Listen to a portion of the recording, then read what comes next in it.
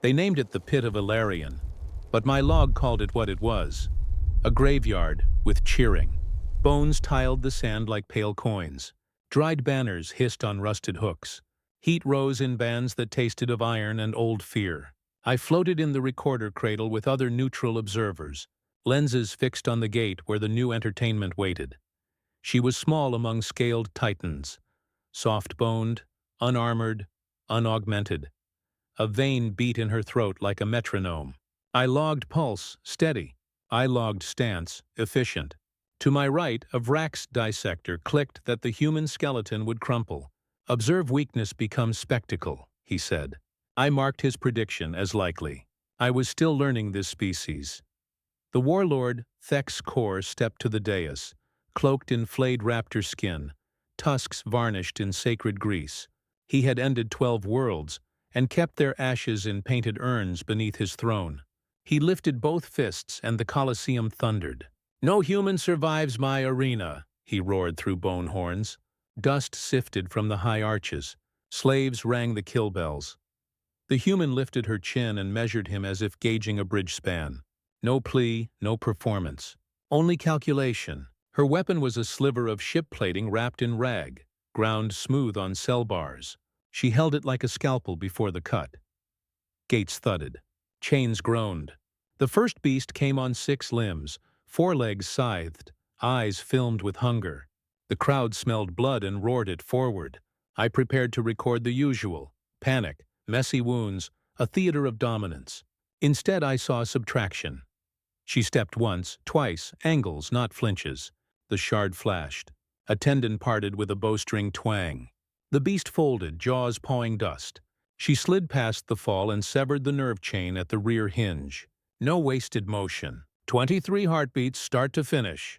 I indexed the sequence. Disable, disarm, dispatch. The second gate opened early. Thex Kor savored overlap. 2 war wolves burst out, muzzles wired, spines studded with hooks. She drifted to the wall, made them funnel, then pivoted so their weight injured itself. One tore its throat on a hook post. The other leapt. She let it pass close enough to ruffle her hair, then drove the shard up through the soft seam behind the jaw. The cheer faltered into murmurs. I logged deviation, crowd uncertainty. Between bouts, she did not posture. She packed sand into a slice on her forearm, used bone splinters as clamps, kissed the wound with heat from a torch vent. Thex Kor laughed. "Look," he bellowed to the envoys. "The mammal dresses itself in pain." He signaled for the Hulk. The gate shook. The Hulk arrived like a landslide. Horned, plated, rage carved into meat. The sand trembled under each footfall. I expected flight. She advanced. At 4 paces she veered left, drew it across a rib pile, let its weight snag, then opened the breathing slit, pulsing under the ridge. Steam rose. Blood lacquered her knuckles. The beast buckled, still trying to obey its breeding. She touched its brow as it died, almost gentle. Styluses hesitated. The Vrax hissed a curse. "Finish her," Thex Kor ordered, showman's tone fraying. 2 gates at once. The sand erupted. Claws, teeth, a fan of spines. She moved like a compass, drawing lines.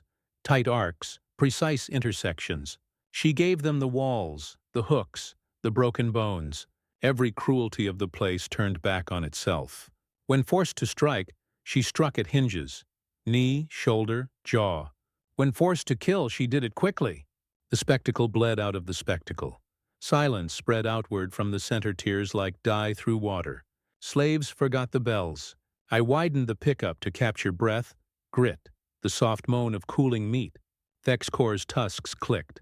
The last creature, a blind sand-gorger, whipped a circle, disoriented by its own blood. She stepped in, caught its feeler, and drew one clean line across the pulsing throat sac. The body sighed and eased down. The Colosseum exhaled as if waking. Dust drifted like snow. Heat shimmered.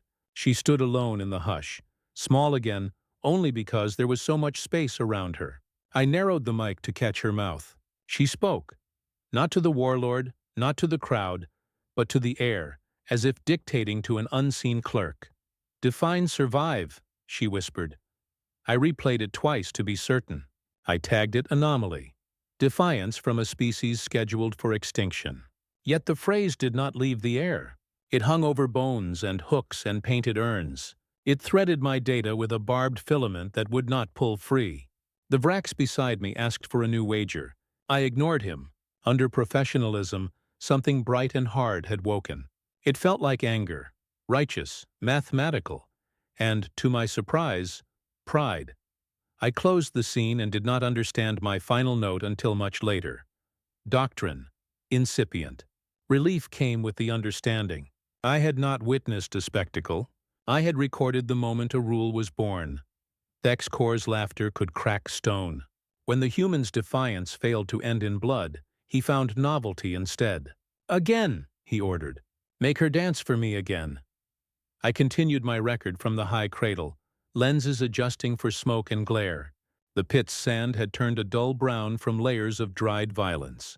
The human stood in its center, ribs bound with torn fabric, one arm swollen from an old break. She should have collapsed. Instead, she looked up at the Warlord's dais as if the sun itself were taunting her. New gates opened. 2 beasts this time. Armored, horned, bred for siege. Thexcor had designed them for warfront amusement, not dueling. The crowd leaned forward, hunger returning. The creatures charged. The woman did not move until the last instant. Then a sidestep, sharp, surgical. Dust rose. A horn snapped against stone. The human struck the joint, clean as engineering math. One beast fell. The other bellowed confusion. Thexcor chuckled. "Not endurance," he mused aloud. "Stubbornness." Between bouts, she repaired herself with primitive grace, packing sand into open cuts, sealing torn flesh with fire from the torch vents. "I logged every movement," a medic beside me hissed. "Human endurance is obscene." I corrected without thinking. "It's not endurance. It's choice." By the 4th day, the audience no longer cheered. They whispered. Her fights were no longer sport. They were study. Each kill grew faster, quieter.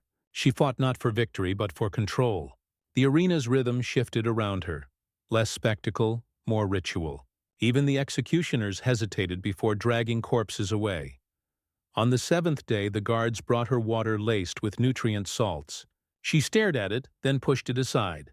"I won't drink what he gives," she said, voice scraped but steady. "But I'll take what I earn." Thexcor leaned forward, amused. "Earn it, then." That afternoon he loosed the war beast, a creature 3 times her height, plated in obsidian bone. It charged. The shockwave rippled through my stabilizers. She didn't retreat. She rolled beneath the first blow, carved a line under the knee, and pivoted with the momentum. The joint split. The creature staggered, bellowing until she thrust the shard into its throat seam. The roar died to a wet cough. When the beast finally fell, she climbed its side, pressed her hands against the wound, and drank from the cooling blood. Gasps rippled through the tears. Some turned away. Others stared entranced. I recorded without blinking. There was no savagery in the act, only reclamation. Thexcor rose, tusks gleaming with reflected fire. "Why persist?" he demanded. "You've proved your defiance. Why not die proud?" She wiped her mouth, breath slow, eyes fixed on him. "Because you're still watching." It was not a taunt. It was a mirror. I looked down from my perch and saw silence radiate outward again, an infection of awe. Thexcor's laughter faltered, uncertain now, as if some invisible weight had settled on his chest. His arena, once a forge for fear, had become something colder, measured, human.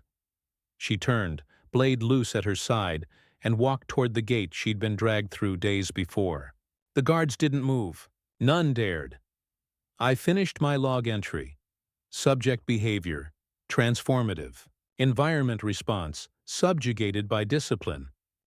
And then softly to myself, I added what the data could not hold. She was no longer surviving his arena. She was teaching it how to kneel. By the 10th day, even the outer sectors spoke her name. The feeds called her the Bloodless, though I had seen enough spilled in that pit to drown a city. I suppose they meant something else. Her precision, her refusal to waste motion or mercy. The title spread faster than plague. Merchants whispered it in ports. Soldiers wrote it on their armor, and from my post in the observer's cradle, I kept transmitting every heartbeat, every word, every silence. She had begun to carve between matches, simple symbols in the arena dust, straight strokes, intersecting lines. I ran them through translation modules, primitive Terran language. 3 words: observe, record, remember. I logged them as ritual markings, perhaps prayer. Out of curiosity, I transmitted them to the central archive. It was an idle gesture, one that would burn galaxies. Within cycles, chatter spiked across the relay net. Unregistered fleet formations began to align beyond the outer fringe. Human fleets. No official declarations. No war drums. Just the quiet mathematics of vengeance assembling itself. I reviewed the patterns. They called it a retrieval operation, but the geometry said otherwise. Retrievals don't come in phalanx symmetry. Retrievals don't deploy with surgical range constraints designed to minimize collateral and maximize humiliation. Thek's core sensed it too, though he mistook the omen for opportunity. He summoned emissaries from rival empires, offered front-row vantage of humanity's final spectacle. "I will end her myself," he boasted. "Let them watch their myth collapse." The crowd roared, not out of joy but relief. They wanted this fever ended. When the guards told her the plan, she laughed. Not the deranged sound of despair, but a quiet, knowing laugh that chilled even the scaled. "Good," she said. "They'll see." I analyzed her neural patterns through my sensors. Cortisol minimal. Heart rate slow. No fear response, only focus. I had studied warlords before. They always radiated noise before battle. She radiated silence, purpose so condensed it bent the air around her. She began striking her chest rhythmically during rest hours. I thought it was ritual, a heartbeat mantra. But I logged the telemetry automatically, streaming to the network. Each pulse, each interval encoded in the data. Only later did I realize what I had been sending. Thek's core's engineers readied the stage. A ceremonial chain execution, broadcast to every system. Iron posts set in a ring of stone. Torchlight. Thek's core wanted theater, yet as the human was dragged into place, I noticed her pulse pattern change. Consistent, deliberate, repeating sequences. Not distress. Communication. Back in the archive hub, human analysts would see those signals and weep for what they meant. It was not a plea for rescue. It was coordinates, timing, confirmation of life. A beacon disguised as suffering. From the stands, I looked down through the field haze. She met my lens directly, as if she knew I was the unwitting transmitter. For a moment I felt complicit and consecrated all at once. Thek's core raised his arms to the assembled dignitaries. "Behold the last defiance of a dying breed." His tusks glinted under the red torches. "After today, even their ghosts will kneel." She smiled at him then, small, tired, unafraid. The crowd grew uneasy. In my channel feed, a quiet ping appeared. Unrecognized signature, encoded in Terran binary. The message read, "Thank you for transmitting.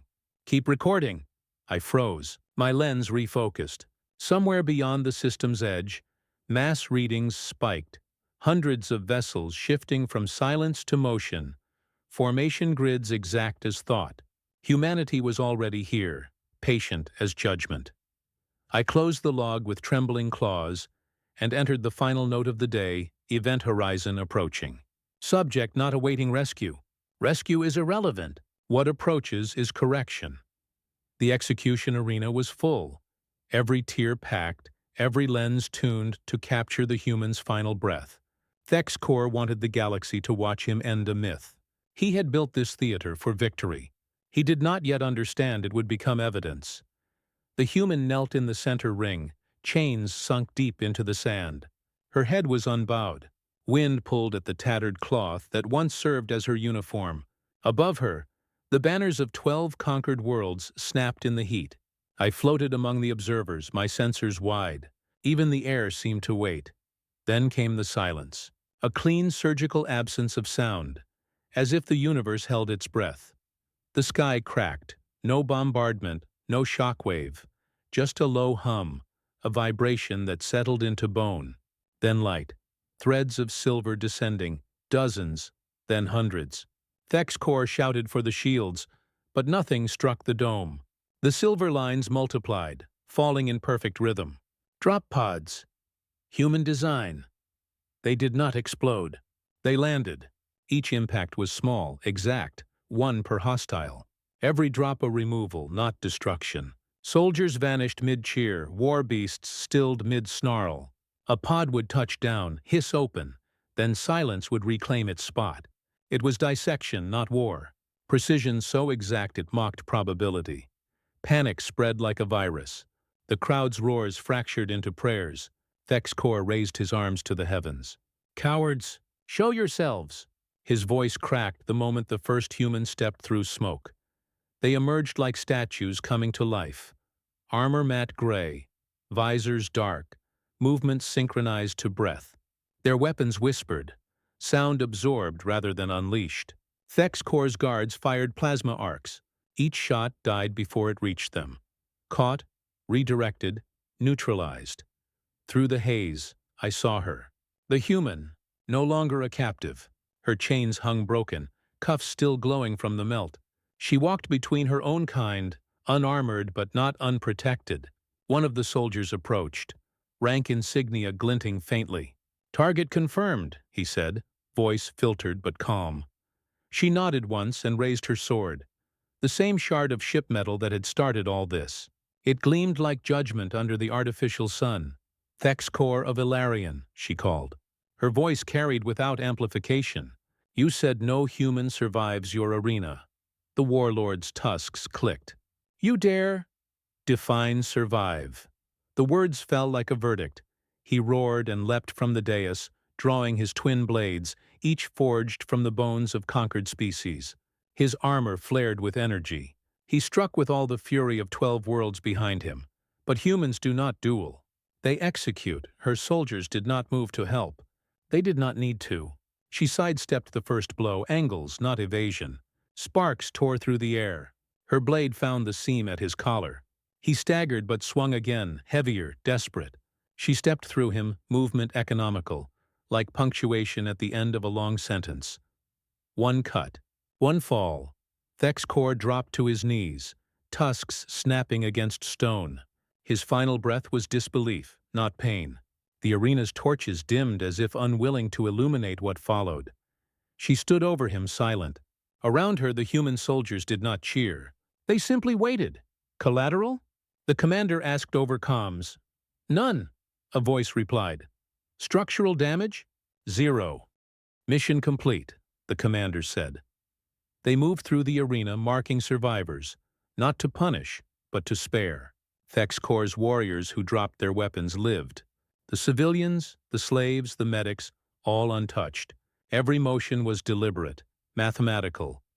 From my vantage, I felt the shape of a new law forming, violence reduced to precision, rage refined into principle. The feeds transmitted everything. Across the spiral arms, billions watched, as humanity's silence replaced spectacle. Thek's core's corpse lay alone in the dust, and no one dared approach. When the last drop pod ascended, the arena was whole again, uncollapsed, unburned. Only one life taken, only consequence. I closed my recorder. The entry logged itself automatically. Proportional justice, human doctrine, initiation event confirmed. And for the first time in my career, I did not annotate emotion as anomaly. The galaxy held its breath. In the aftermath of Ilarion, fleets froze mid-route, weapons silent, orders suspended. No empire wanted to be the next example. Human warships moved through the void like surgeons entering an operating theater, cold, measured, unstained by haste. They did not fire. They orbited, observation, not occupation. Above each conquered world, they transmitted one line of text in 1,000 tongues. "We do not conquer. We correct." The message spread faster than any missile. Then came the data. No speeches, no demands, just evidence, pure, unedited. Streams of Thek's core's rain poured across the networks. The pits, the feeding pens, the ornaments of bone carved for his children. His laughter echoed in 3D relay over his victims' screams. Humanity released it all, unaltered, time-stamped, verified. Empires that had once attended his games fell silent as guilt became contagious. ThexCore's allies tried to denounce the footage as manipulation, until humanity shared the metadata, coordinates, and chemical analyses of the remains. No retort survived the precision of truth. On the fourth day, his own vassals purged their symbols, tore down the arenas, and flooded the slave markets with fire. None were commanded to do so. They simply understood what it meant to be observed.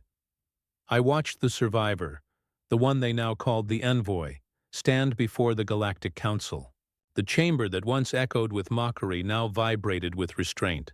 Her body still bore the scars of the arena, but she wore no armor, no crown. Only a plain gray uniform with 3 words etched into the fabric. Observe. Record. Remember. Counselors questioned her, their voices carefully neutral. "Do humans seek vengeance?" one asked. She answered without pause. "No, we seek balance." Another pressed. "Then what was Ilarion?" She looked up, eyes like tempered glass. "Retribution is not cruelty," she said. "It's accounting." The translation systems paused as if hesitant to carry her tone. Even the automated recorders slowed their scroll, capturing every syllable. I scanned the council floor. Species with histories of conquest, of chains, of entertainment built on agony. Many trembled, not from fear of human power, but from something deeper. Recognition. When the vote came, it was unanimous. A new clause entered the Galactic Code. The proportional response mandate. No civilization would again be allowed total war. No retaliation could exceed provocation. Humanity had turned vengeance into legislation. Outside, their fleets dispersed in geometric silence. No parades, no declarations, just departure, leaving behind not wreckage, but reflection. Systems once armed for domination now broadcast peace signals as if confessing sins. ThexCore's empires collapsed under the weight of their own shame. Even the mercenary guilds began quoting human doctrine. Proportionality became a profitable word. Entire academies rose overnight to study what humanity had done and why it had worked. They called it the ethics of efficiency. I called it something else. Evolution by moral terror. I filed my observation in the archive. Classification. Doctrinal event. Type human. Sub-entry. Justice without hatred. She remained in the chamber after the others had gone, standing before the empty podium where laws were born. The light caught her profile, the faint silver of old scars. She did not smile. She did not weep. She simply whispered something the microphones barely caught. Never again. The words were not a threat. They were a vow. As I sealed my report, I realized I had witnessed the rarest form of conquest, not of land, not of life, but of principle. Those who had called humanity primitive now recalibrated their morality by human measure, and somewhere, far beyond the Council's walls, the universe adjusted its orbit ever so slightly around a new center, one forged not from fire, but from precision. Years have softened Ilarion's scars, but the pit remains. Not as ruin, but as monument. The walls still lean inward, shaped by centuries of screams now long silent. The sand is smooth again, raked daily by caretakers who are not slaves but stewards. I have returned, as I do each cycle, to record the silence. It is a different kind of noise now, reverent, steady, almost holy. Children walk the arena floor, their feet leaving small, harmless prints atop the marks she once carved. Observe, record, remember. They trace the letters carefully, speaking them aloud in every tongue the galaxy knows. Some say the act brings fortune. Others say it brings understanding. I have found it brings both. The wind hums through the broken gates like a hymn. The torches, long extinguished, have been replaced with soft light. Where once beasts were chained, now benches stand for learning. Teachers bring their pupils here to tell the story of the human who turned spectacle into scripture. The girl's name has faded into legend, recorded, debated, celebrated, but her species never claimed her as saint or savior. Just a soldier, the humans say. One of many, yet the galaxy disagrees. Empires quote her words as law. Warriors whisper them as prayer. Define survive. I have heard it spoken before duels, before debates, before treaties. It has become less a phrase and more a mirror, forcing all who utter it to measure themselves. I often ponder it while I stand where she stood. At first I thought it meant endurance, continuing despite destruction, but I have come to see its deeper truth. To endure without becoming the thing that broke you. That is survival, human style. Not resistance, but refinement. Not revenge, but response. When the sun of Ilarion dips low, its red light glints across the stone blade still embedded at the arena's heart. No guard protects it. No pilgrim dares move it. It stands where she left it, angled upward, half buried, forever mid-swing. Beneath it, the plaque bears her final lesson. For every life taken unjustly, may the response be precise. Each year I kneel there and add one line to my report. Today's reads, "Humans do not survive. They persist with purpose." The phrase will enter the archive beside thousands of lesser notes, but I suspect it will outlast them all. For the first time in my long life, I no longer observe as outsider.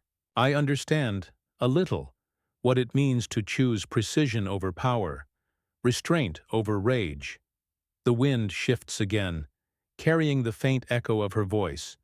Whether memory or imagination, I cannot tell.